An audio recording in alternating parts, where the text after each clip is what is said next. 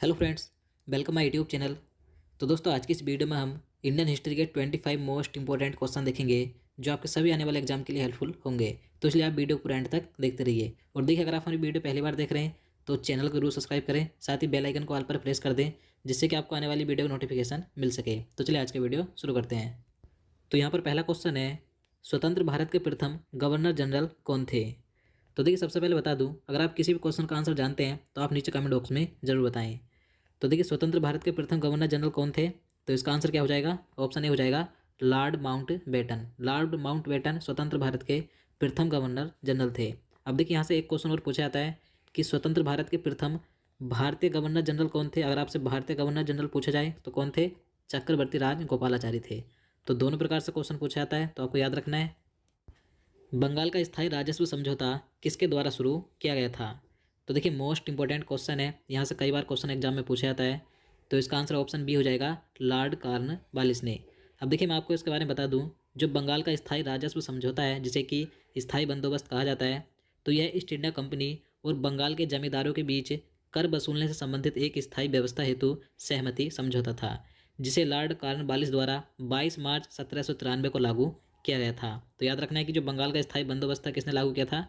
Lord Cornwallis ने लागू किया था 22 मार्च 1793 को। चलिए अगला क्वेश्चन देखते हैं। पाटलिपुत्र शहर की स्थापना किसने की थी? तो देखिए, पाटलिपुत्र शहर की स्थापना किसने की थी? तो ये की थी उदयन ने। तो इसका आंसर ऑप्शन डी हो जाएगा। अब देखिए, जो पाटलिपुत्र है, तो आप सभी जानते हैं जो बिहार की राजधानी पटना है, तो इसका पटना का पुराना नाम क्या था? तो पाटलिपुत्र था। देखिए, पाटलिपुत्र नगर की स्थापना सम्राट अजात शत्रु के उत्तराधिकारी उदयन ने अपनी राजधानी को राजगृह से पाटलिपुत्र स्थानांतरित करने के लिए की थी। याद रखना है। चलिए नेक्स्ट क्वेश्चन है, लोधी वंश का संस्थापक कौन था? तो देखिए, लोधी वंश का संस्थापक था बहलोल लोधी। तो इसका आंसर हो जाएगा ऑप्शन ए। लोधी वंश दिल्ली सल्तनत का आखिरी वंश था जिसकी स्थापना 1451 में बहलोल लोधी ने की थी। लोधी वंश 1451 से 1526 ईस्वी तक चला था। और इसके बाद कौन सा वंश आया था? तो मुगल वंश आया था। चलिए नेक्स्ट क्वेश्चन है, क्वेश्चन नंबर 5 है, हरिसेन जो प्रसिद्ध प्रयाग प्रशस्ति का लेखक था, वह किस गुप्त शासक के दरबार में था? तो इसका आंसर हो जाएगा ऑप्शन ए, समुद्रगुप्त के दरबार में। तो देखिए, सबसे पहले आपको मालूम होना चाहिए जो प्रसिद्ध प्रयाग प्रशस्ति है, इसके लेखक कौन है? तो हरिसेन है। और हरिसेन ही किसके दरबार में कवि थे? तो समुद्रगुप्त के दरबार में ये कवि थे। याद रखना है।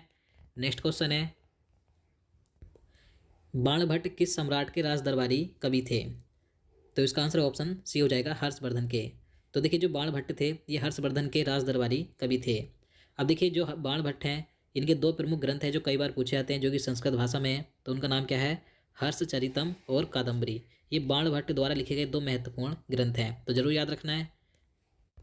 क्वेश्चन नंबर 7 है, 261 ईसा पूर्व में सम्राट अशोक ने कलिंग विजय के पश्चात क्या किया था? तो इसका आंसर ऑप्शन सी हो जाएगा, बौद्ध धर्म को अपनाकर उसका प्रचार प्रसार किया था। तो देखिए, कलिंग विजय सम्राट अशोक की आखिरी विजय थी। देखिए, इस लड़ाई के बाद सम्राट अशोक के जीवन पर बहुत प्रभाव पड़ा था और उसने अहिंसा, सत्य, प्रेम, दान, परोपकार का रास्ता अपना लिया था। अशोक बौद्ध धर्म का अनुयायी बन गया था और उसने बौद्ध धर्म का प्रचार प्रसार किया था। तो याद रखना है। चलिए नेक्स्ट क्वेश्चन है, नंद वंश का अंतिम शासक यानी कि अंतिम सम्राट कौन था? तो देखिए, नंद वंश का अंतिम शासक था घनानंद। तो इसका आंसर ऑप्शन बी हो जाएगा। और देखिए, नंद वंश की स्थापना किसने की थी? तो महापद्म नंद ने की थी। याद रखना है। त्रिपिटक किस धर्म का ग्रंथ है? तो देखिए, आपसे भी जानते हैं त्रिपिटक के बारे में, ये किस धर्म का ग्रंथ है? तो ये बौद्ध धर्म का ग्रंथ है। तो इसका आंसर ऑप्शन ए हो जाएगा। देखिए, त्रिपिटक बौद्ध धर्म का एक प्राचीनतम ग्रंथ है जिसमें भगवान बुद्ध के उपदेश संग्रहित हैं। याद रखना है।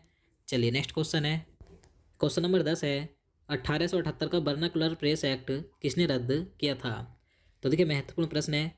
तो इसका आंसर ऑप्शन डी हो जाएगा, लॉर्ड रिपन ने।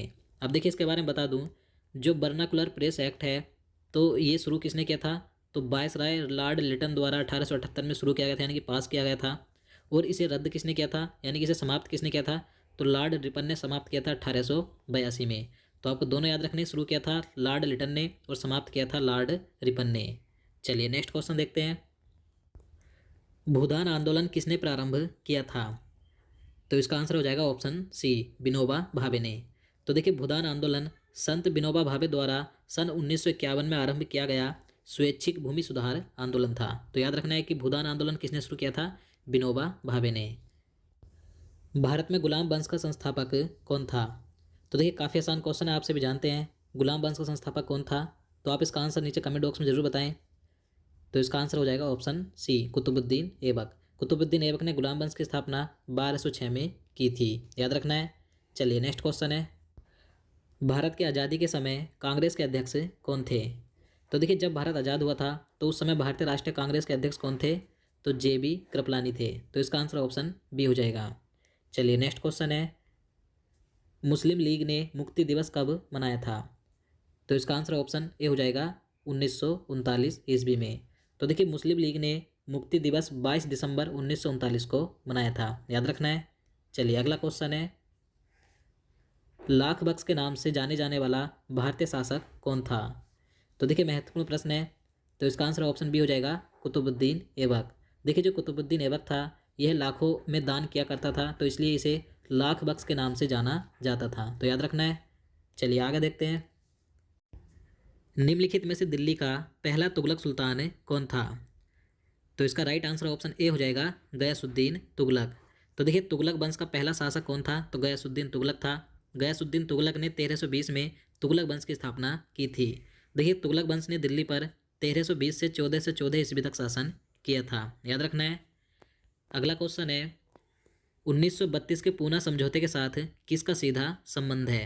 तो देखिए ये क्वेश्चन मोस्ट इंपॉर्टेंट है। 1932 में जो पूना समझौता हुआ था इसके बारे में कई बार एग्जाम में क्वेश्चन पूछे जाता है। तो देखिए इसका संबंध किससे था पूना समझौते का? तो भारतीय दलित वर्ग से था। तो इसका आंसर ऑप्शन डी हो जाएगा। देखिए जो पूना पैक्ट यानी कि पूना समझौता है तो यह भीमराव अंबेडकर एवं महात्मा गांधी जी के मध्य पुणे की यरबदा सेंट्रल जेल में 24 सितंबर 1932 को हुआ था। तो आपको इसके बारे में सही पॉइंट याद रखने हैं, सभी महत्वपूर्ण हैं। चलिए अगला क्वेश्चन देखते हैं, क्वेश्चन नंबर 18 है, हंटर कमीशन की रिपोर्ट में किसके विकास पर विशेष जोर दिया गया था? तो इसका आंसर ऑप्शन ए हो जाएगा प्राथमिक शिक्षा पर जोर दिया गया था। तो देखिए इसके बारे में बता दूं, लॉर्ड रिपन ने 1882 में सर विलियम हंटर की अध्यक्षता में एक आयोग गठित किया था। तो इन्हीं के नाम पर इसे हंटर कमीशन कहा गया। तो इस हंटर कमीशन में किसके विकास पर जोर दिया गया था? तो प्राथमिक शिक्षा के विकास पर जोर दिया गया था, तो याद रखना है। चलिए नेक्स्ट क्वेश्चन है, बिहार राज्य के सासाराम शहर में किस प्राचीन सम्राट का मकबरा स्थित है? तो इसका आंसर ऑप्शन ए हो जाएगा शेर शाह सूरी का। तो देखिए शेर शाह सूरी का मकबरा कहाँ पर है? तो बिहार राज्य के सासाराम में है, तो याद रखना है। अगला क्वेश्चन है, नालंदा विश्वविद्यालय की स्थापना का श्रेय यानी कि स्थापना किसके द्वारा की गई थी? तो देखिए नालंदा विश्वविद्यालय की स्थापना का श्रेय गुप्त शासक कुमार गुप्त प्रथम को जाता है। तो इसका आंसर ऑप्शन ए हो जाएगा कुमार गुप्त ने। नेक्स्ट क्वेश्चन है, अहमदनगर की किस रानी ने सम्राट अकबर का विरोध किया था? तो इसका आंसर ऑप्शन सी हो जाएगा चांद बीबी ने। तो देखिए जो चांद बीबी है तो यह अहमदनगर के हुसैन निजाम शाह प्रथम की बेटी थी। देखिए चांद बीबी को सबसे ज़्यादा सम्राट अकबर की मुगल सेना से अहमदनगर की रक्षा के लिए जाना जाता है। यानी कि चांद बीबी ने सबसे ज़्यादा किसका विरोध किया था? तो अकबर की मुगल सेना का विरोध किया था अहमदनगर की रक्षा के लिए, तो याद रखना है। चलिए अगला क्वेश्चन है, क्वेश्चन नंबर 22 है, अलाई दरवाजे का निर्माण किस सुल्तान ने करवाया था? तो देखिए दिल्ली के अलाई दरवाजे का निर्माण किसने कराया था? तो अलाउद्दीन खिलजी ने कराया था। तो इसका आंसर ऑप्शन बी हो जाएगा। अगला क्वेश्चन है, तैमूर के आक्रमण के बाद भारत में किस वंश का राज स्थापित हुआ था? तो इसका आंसर ऑप्शन ए हो जाएगा सैयद वंश का। तो देखिए तैमूर लंग ने यानी कि तैमूर ने 1398 में भारत पर आक्रमण किया था।